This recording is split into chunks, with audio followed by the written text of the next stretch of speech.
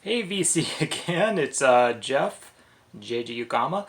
Another contest entry. This one, Blind Island's doing a second contest. I think he just finished his last one a month ago. Well, anyway, I don't know if this is for 200 subscribers or because the guy's bored. I don't know. But Isaac, thank you. Love your channel. And he's got his 217 contest. So he's got two very different albums by the same artist, a 1 minute song and a 7 minute song. Well, I don't know about 7 minutes, but mine's way over 7 minutes. So let's jump in here. I tried to pull stuff. Yeah, I'm sorry if I goofed that last one because I'm not sure if I got your meaning exactly on the. But yeah, this is my third video for today, so I'm just going with it. I tried to pick stuff that no one else would have picked for this. At least I hope I did. So I was not intentional, but I ended up with all Japanese, like a Japanese theme. But I guess a lot of my collection is Japanese centric, because I was buying a lot of stuff there. So let's just jump in here. So two albums, very different albums by. Oops, I left it on the wrong side of the camera here. Sorry, you guys see my double chin. COVID-15 there. Yeah, so two very different albums by the same artist. So for this one, I went with Sadao Watanabe. So Isaac, you would very much like this album. I highly recommend it. This is Round Trip by Sadao Watanabe. The U.S. cover is very different. This is the Japanese version. I think some of the European versions use the same cover. This version goes for more money, but the U.S. copy is apparently pretty cheap to get. U.S. cover has like the psychedelic cover. It's kind of like a ring. This would have been like early 70s. I don't know the year on this. 1970, yeah. So, yeah, CBS Records. So Sadao Watanabe, he's kind of like, yeah, very popular Japanese. Well, let's see. He is on SN and FL on this guy. So I guess that would be flute and saxophone something. I don't know what the N is. What's N? I don't know. Well, anyway, saxophone. So he's yeah, big player in the Japanese jazz scene. I think most of his stuff's just pop jazz BS. But yeah, this album's really good. So really good. You can tell that by who's on here. It's Chikuria. I always screw up his name. Miroslav Vicius. I believe he was one of the first founders of Weather Report, but he kind of disappeared early on. And Jack DeJohnette on drums. So that is a killer lineup.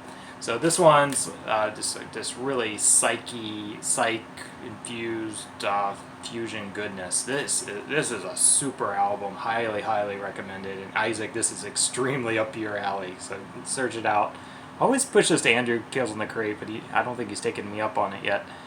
So yeah, highly recommend this one. And then yeah, as time went on, he definitely went a really pop. So this is probably his biggest album, or one of his biggest albums, Orange Express, yeah. So, yeah, this is like a really minty copy too.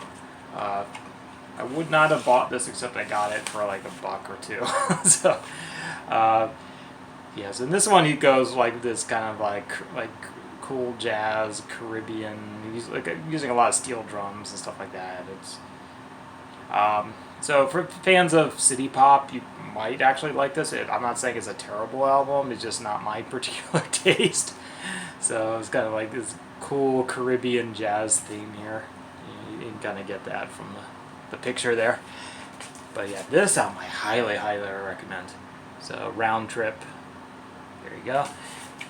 And our next one was I guess it was a minute or less. I was actually going to try a needle drop on this, but it might actually flag. I'm not sure. But yeah, I showed this one again. Yoshimi Pee-wee.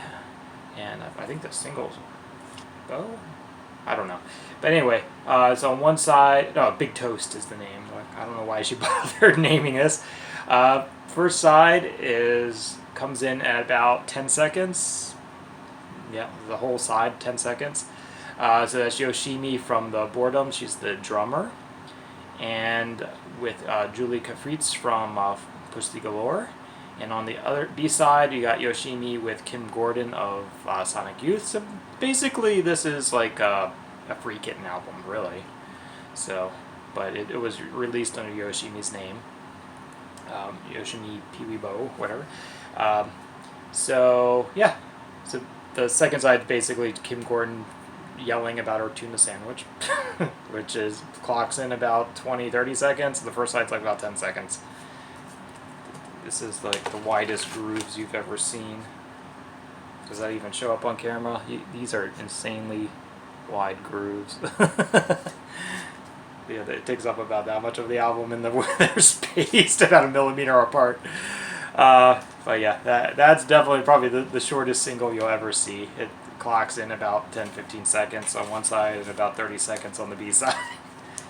So yeah, it was released on the Static Piece, which was Sonic Youth's own label.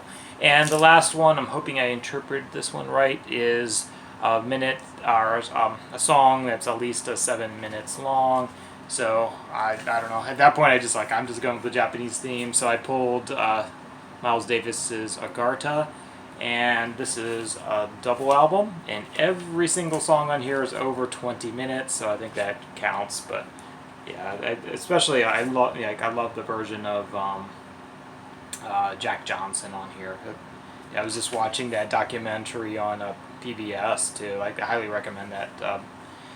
I think it was on YouTube. I watched it while I was doing some burning up at work, doing some repairs on some stuff. So I just had it kind of play in the background. But it was I think it was what's his name? Ken Burns, I want to say. So it's really good. PBS Jack Johnson. Just YouTube it. Worth your time. It's about 3 or 4 hours long. 2-parter. But yeah, this is different artwork than the U.S. release. But this was recorded in, I think this one was the Tokyo concert, and then the Osaka concerts made up, was it Pangea, I want to say? But they came out about the same time. So different artwork. Yeah, so all the labels have the different artwork on them as well. It's a really, really nice release. This is like a really minty copy I picked up in Japan on the cheap. Missing the OB strip, but it had everything else. So it comes with, yes, it has booklets in Japanese. It's got Japanese words. So let's see if I can get you the track listing. Because like every side's basically its own song. So Prelude Part 1, then Prelude Part 2 / Maisha, Interlude, and Theme from Jack Johnson. So clocking at 22.5, 23, 26.5, and 26. So yeah, they're all over 7 minutes. But one of my absolute favorite Miles Davis albums, and that's from his Fusion period. So yeah, you definitely would like this one if you haven't already checked it out. So Isaac, check this one out. Check it out. But yeah, the cover is different in America. I think it's more of a red cover. Actually, it's on one of the record sleeves. They use the record label for the American release, I want to say. I think they use this label for the American release, but not positive. Anyway, that's over 7 minutes. I tried to pick stuff no one else was showing for sure. So yeah. So I think you're up at 200 subs now, so congrats. You haven't been around too long, so really enjoy your channel and keep at it, man. Peace.